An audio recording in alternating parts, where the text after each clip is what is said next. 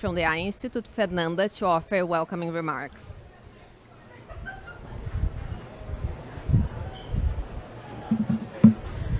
Hi everyone, it's a pleasure to be with you. And I would like to thank everyone present, especially Garapé and partner even before the IA Institute existed. And the IA Institute is a Brazilian initiative focused on valuing ancestral knowledge, driving transition to a low carbon economy, and position Brazil as a global leader in sustainable development. The Institute works to advance a development model that benefits people, forest, and economy by implementing high-impact projects with public, private, and social sectors. These efforts support public policies that force a regenerative and inclusive economic model. The Institute's activities are grounded in three core pillars: sustainable economic development, regenerative leadership, and reducing inequalities. Our vision is to position Brazil as a global leader in the transition to a sustainable economy, serving an example for other developed nations. By focus on strategic sectors and innovative technological routes, we believe it's possible to balance economic growth with environment preservation and social inclusion. Providing the prosperous, sustainable economy is not only possible but essential for the future. With Brazil's leadership in G20 and upcoming COP30, we have a unique opportunity to showcase the country's potential as a global leader in the transition to a sustainable economy. This pivotal moment allows Brazil to not only strengthen its stand in international discussions, but also to demonstrate that economic development and environmental go hand in hand. By advancing key strategies for a low-carbon economy, we can inspire other nations, particularly in the Global South, to pursue similar paths and prioritize people, nature, and business in harmony. This is a critical window for Brazil to influence global climate policies, set ambitious goals, and lead by example in the fight against climate change, contribute significantly to global efforts. I now hand over to Giovanna, who will moderate the panel.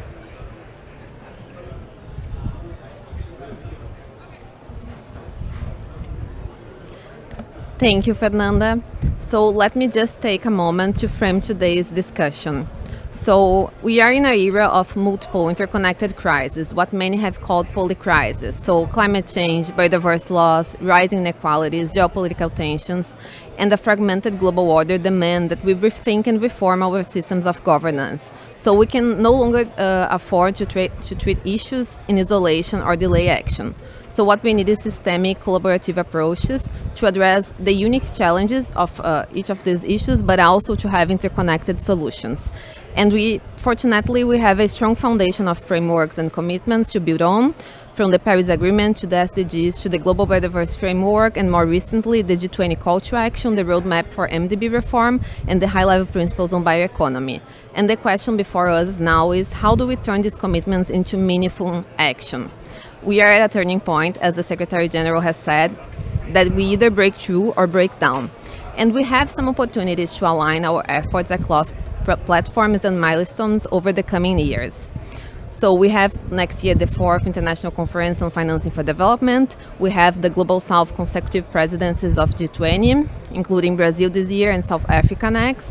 And this group has the potential to drive forward some agendas, including mobilizing the financing. And also, of course, we have COP30 under Brazil's presidency next year, which also offers a moment to foster these connections and drive real commitments. So today we will explore how to leverage these opportunities and ensure that the G20 and COP processes reinforce one another. So we will identify key moments where we can harness synergies, scale up nature and climate finance, and strengthen multilateral governance toward achieving the Sustainable Development Goals. For this discussion today, we are lucky to be joined by an impressive group of speakers. So we have Ambassador Lilian Chagas, Director for Climate in the Brazilian Ministry of Foreign Affairs. We have Nigel Topping, founder of the Ambition Loop and former UN Climate Change High-Level Champion at COP26. We have Karen Oliveira, Director for Public Policy and Government Relations at the TNC Brazil. And we have Tom Evans, Senior Associate, Climate Finance Team, European Climate Foundation. So I'm eager to dive into today's discussion, and I hope this conversation will inspire us to consider bold yet pragmatic actions to build governance systems that can tackle today's challenges and ensure a sustainable future. So I would like to begin our discussion to invite Ambassador Lilian Chagas to share her expectations on the financing agenda from the G20, the Task Force on Climate, towards COP30. Thank you, Ambassador. Over to you.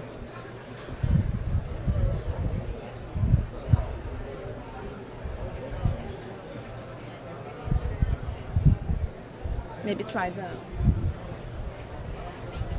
1, 2, 3. Yes. Okay. Well, good afternoon. I'd like to thank Instituto Igarapé and AIA for inviting me.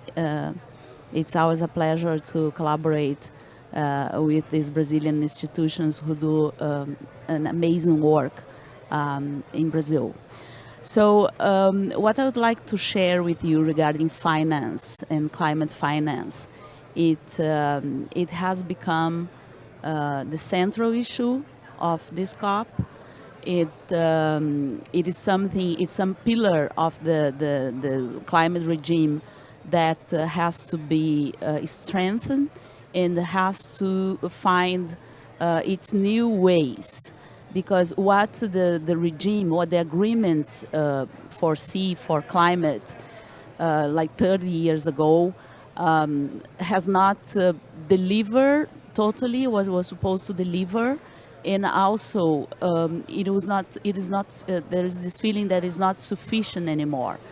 No, climate action cannot rely only on the donations that developed countries make to the system, and that's the very argument that they are making here.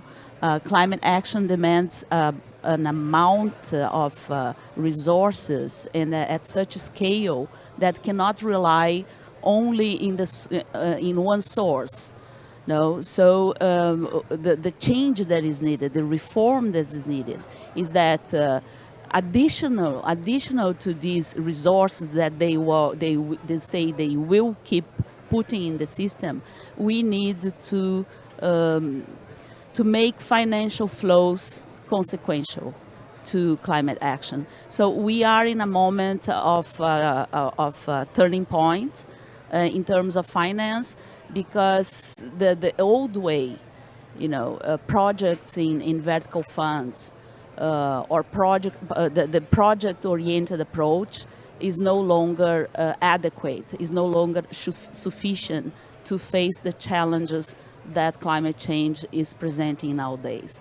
So what we must, the adaptation is to explore ways to make all finance flows consequences to climate change. So that was the rationale behind our priorities for this year in G20.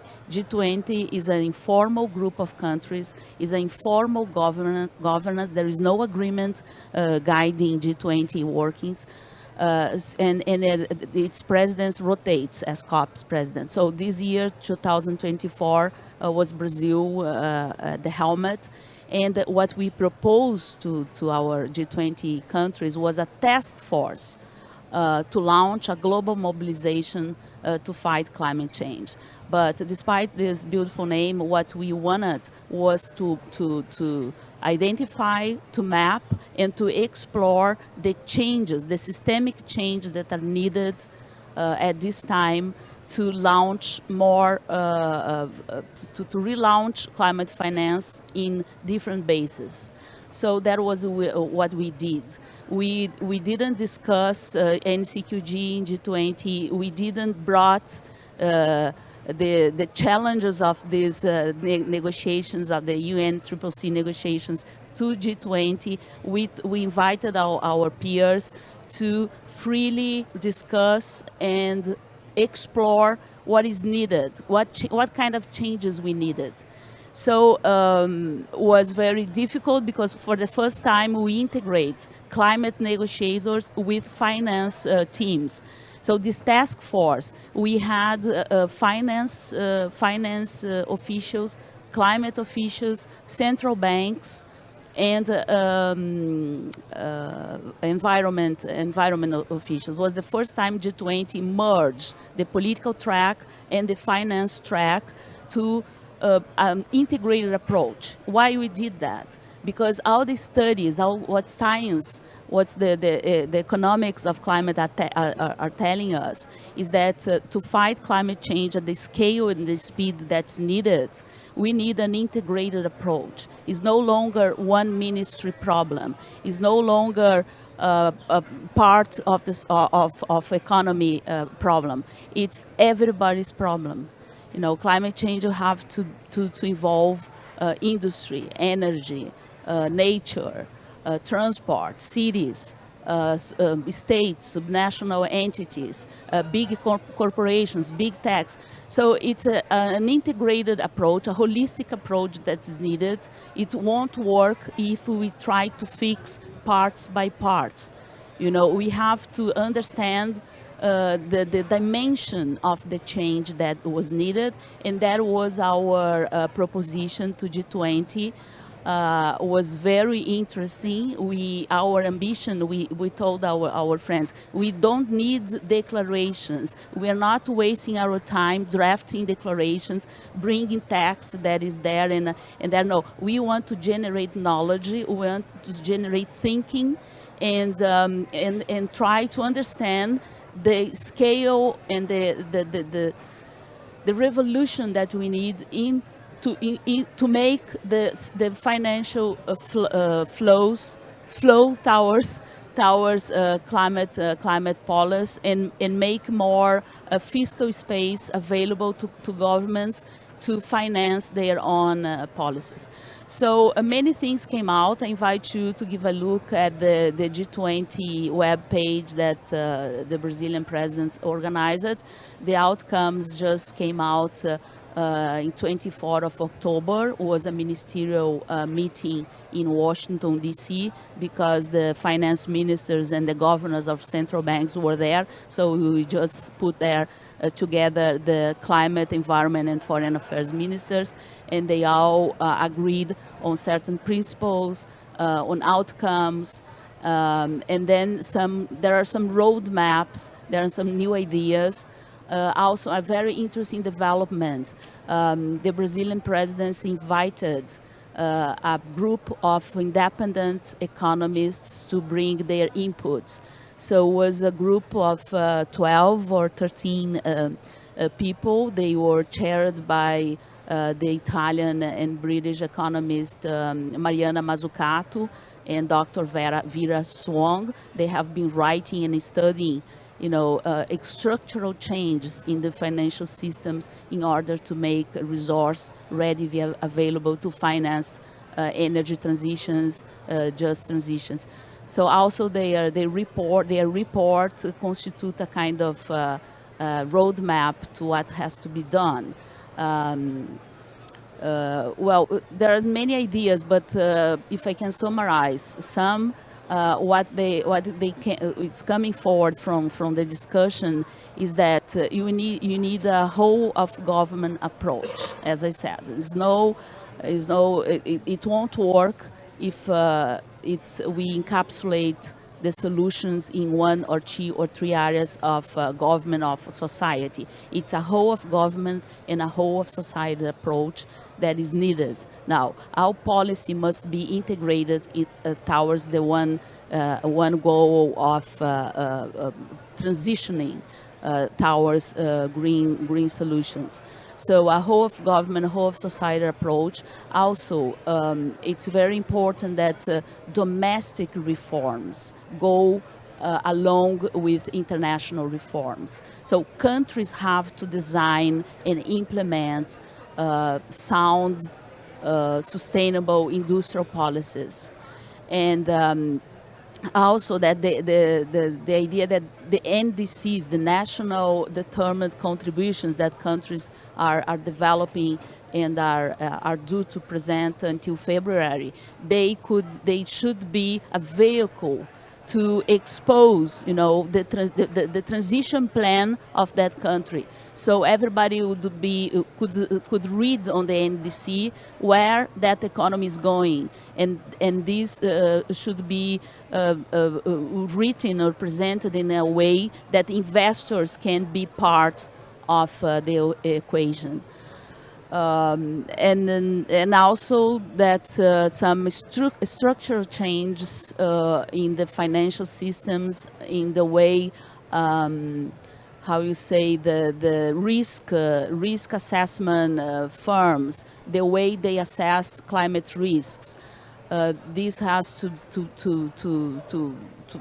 make it possible that low and middle income countries get more easy and have access to capital at a lower cost. Because the way things are now, it's 2 or 3 times higher the cost of capital for certain parts of the world than it is in the global north, for instance. Also, the question of debt, how to deal with the debt. To finance transitions wouldn't be fair that countries will get more in debt because the access to resources becoming impossible for them. So this kind of identification, a mapping of challenges and possible solutions or ideas that policymakers should be looking at was what we try to put forward in G20, and our aim is to pick up some of these ideas and make it work until COP30. And I'll stop here. Thank you very much.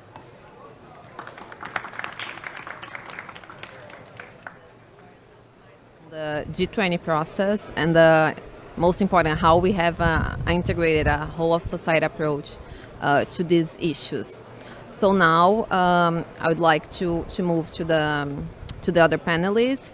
So we start with Nigel, and I will ask you to keep brief to 2 to 3 minutes, so we can also have a time to open for the audience. So you are the co-founder of Ambition Loop and UN Climate Change High-Level Champion of COP26. Could you share how your organization is driving climate action, especially through partnerships with the private sector that we know are barely needed to advance the global net zero targets?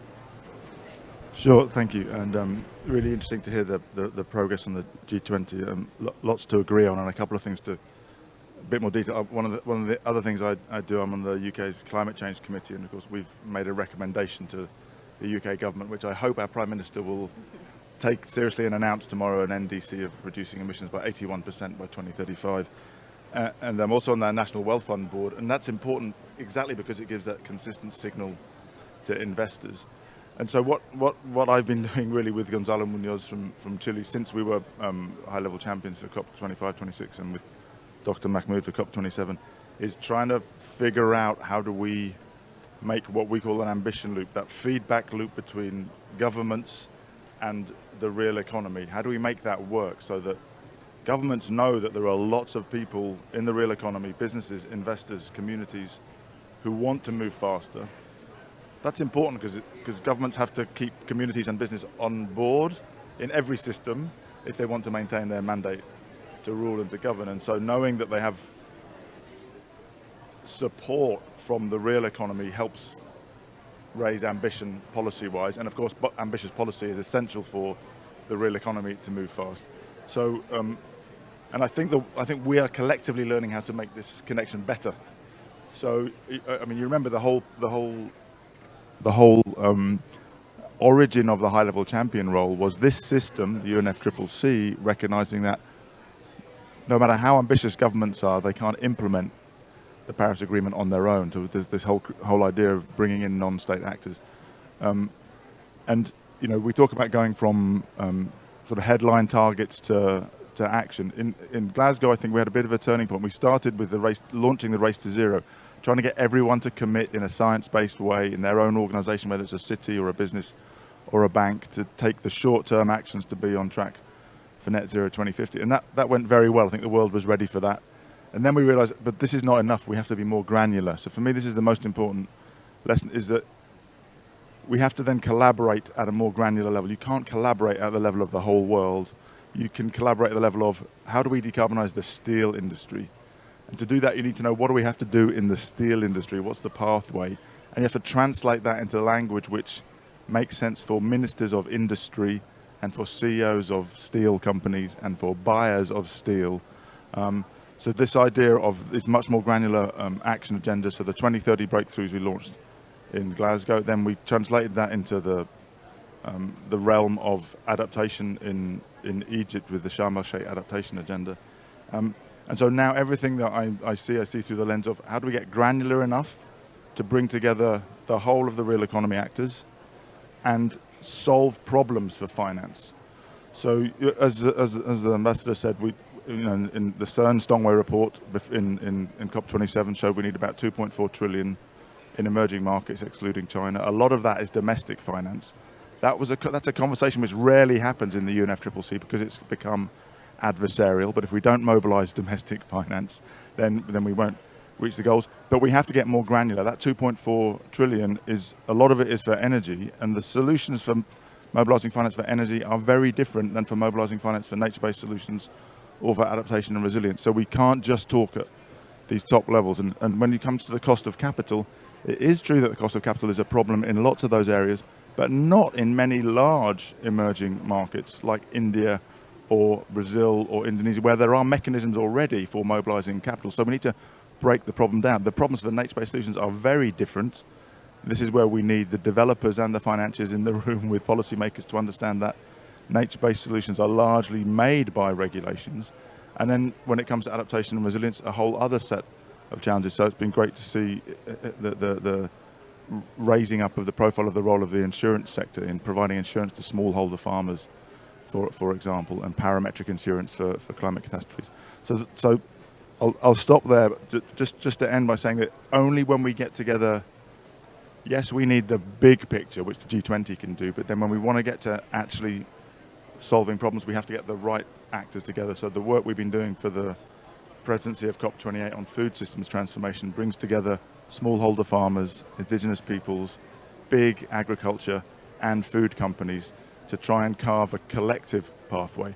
And that's really hard because those are stakeholders with very different needs, belief systems. But if we don't come together and understand each other, we have no way of navigating our way through. So that's what we're trying to do. So we need to get more granular, as you said, and also make connections across sector and across issues. So speaking about connections across issues, Karen, we were last week in Cali following Biodiversity COP, and you followed the negotiations really closely. So I would like to hear, since we are also talking about making connections, let's also connect here biodiversity with climate and the synergies. So if you could tell us about your impressions and the ongoing challenges of establishing a new independent biodiversity fund, what do you see as the essential next step so we can secure the financial resources that the ambassador was mentioning we so badly needed to address the biodiversity crisis as well? Thank you so much for this opportunity. A pleasure to stay here. Thank you, Aya. Thank you, Igarapé, for the invitation. Well, I can summarize my impressions in 3 words. And the first is the integration. A very clear message from the COP16 about the synergy between climate issues and the biodiversity. The urgency to harmonize actions was clear during the COP, during the conference, and the idea is the conference outcomes reflect this call for integration with country commitments and accelerate the alignment between the climate and biodiversity. And this is very important. Result is how we can reflect in our public policies at the national level.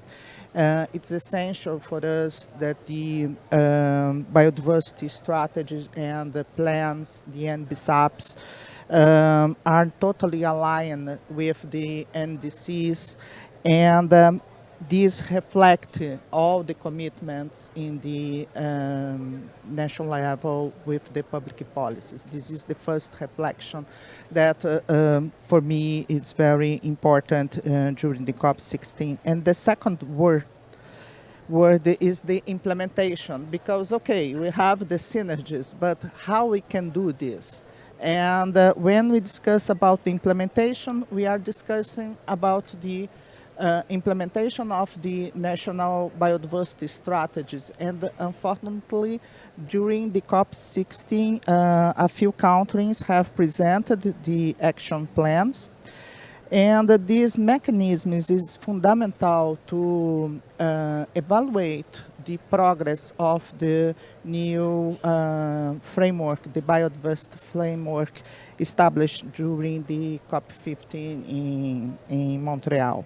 So use this instrument, we can arrive in my third word, the investment. Because, okay, we have the synergies, we have the mechanism to implement, but how we can implement. And the COP16, the COP without end, present for us a very clear message. The actual model where the country donors present finance to development country is not working. We need other alternatives. And how we can implement these alternatives is a big challenge. Because, of course, we have the commitments, but we know the size of the numbers is very, very big.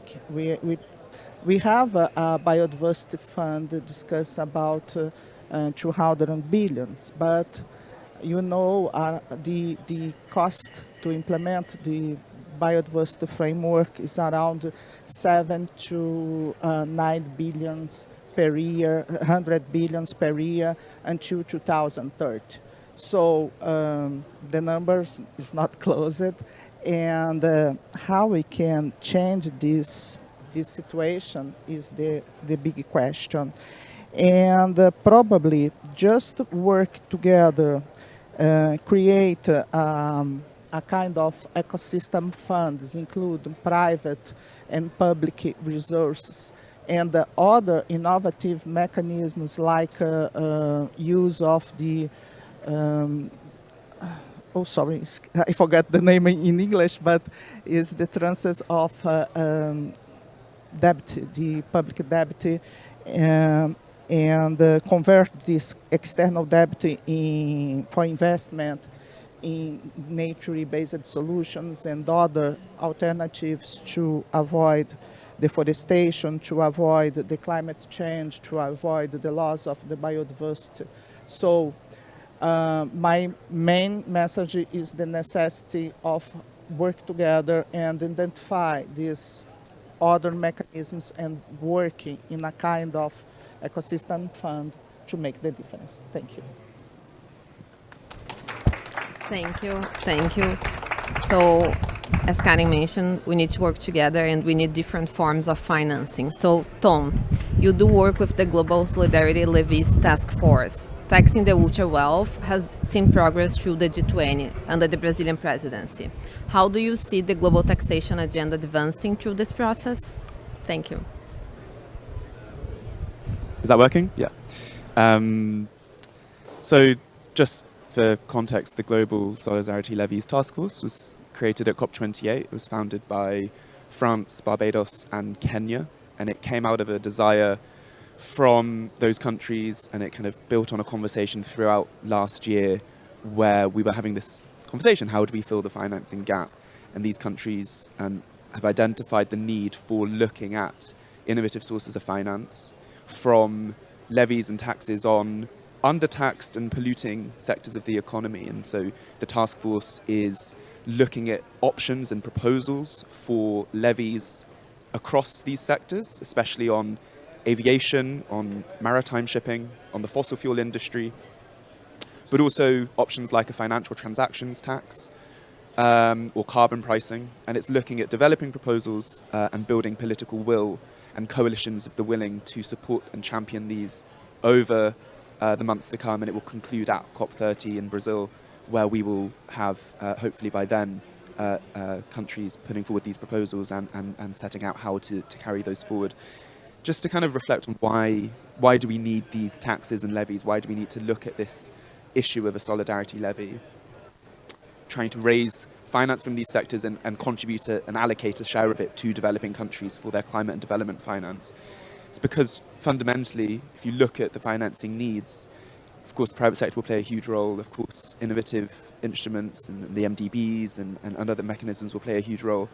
But there is an urgent need to look at how we raise concessional public grant finance for developing countries, especially on issues like adaptation and loss and damage, but not exclusively for.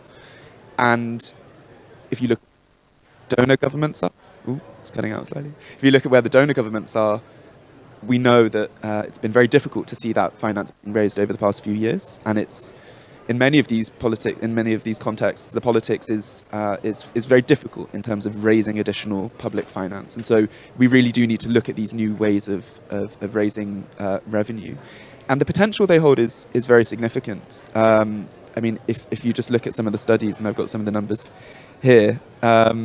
There's a huge potential to raise revenues. So a fossil fuel levy of $5 per ton of CO2 could raise in 2024 about $216 billion a year if that was a globally agreed levy, and that's a report by the Climate Damages Tax proposal. Similarly, a financial transactions tax, a levy of 0.1%, so a very low rate of 0.1% on stocks and bonds, or 0.01% on derivatives, could raise in the region of $238 to $420 billion a year. Now, if you implemented these sorts of measures, not all of that finance would necessarily go to climate finance for developing countries. Of course, there has to be a conversation about how we use those revenues, and the G20, similarly, the proposal for a wealth tax, there's a conversation to be had about how, if countries did implement that, where would the share of allocation of revenues go? There are many pressing issues that we need to tackle, and some of this would be spent domestically. But the key thing is that when we're having conversations around, and especially here at COP29, around the new collective quantified goal, these sorts of options show that we can be raising a very large core public finance sum in these solutions. The real challenge is the political will to do that. And so that's what the task force is aimed at tackling. How political case for solidarity levies, how can we show that these are necessary and urgent measures that we need to bring in to really address the financing problem. So yeah, it kind of sits alongside options like the wealth tax, and there's it's a huge array of other proposals. There's a very vibrant conversation going on at the IMO on a shipping levy, which would be of decarbonisation measures, but would also raise finance potentially both for the decarbonisation of shipping, but also out of sector uses, including for supporting developing countries. So it's a very live area, and hopefully over the next 12 months we'll see a huge political shift towards recognising the role of these levies. We are almost running out of time, but we have an amazing audience here. So I will ask if you have a question that you can summarize in 30 seconds, so I can give 1 minute for each speaker to close the discussion.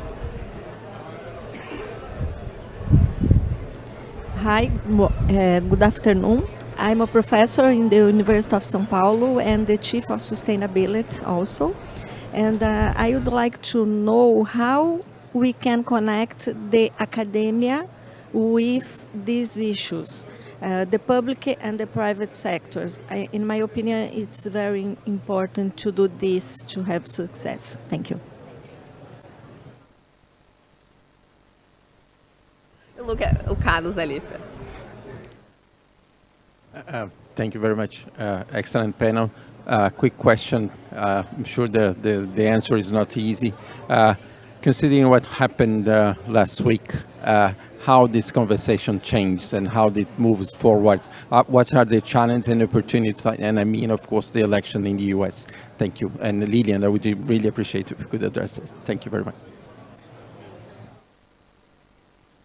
So I'll ask Ambassador Lilian to start, and ask also the panelists to summarize in like 1 minute, because we need to to leave the room. Thank you. Yeah, I just wanted to pick up on the tax levies solution. Just it's an area that we must advance. That it's kind of cut off. It's very much welcome, but I just want to clarify that we should avoid some confusion. All these initiatives, the tax, the changing of bank regulations, the Basilea rules, they're really important.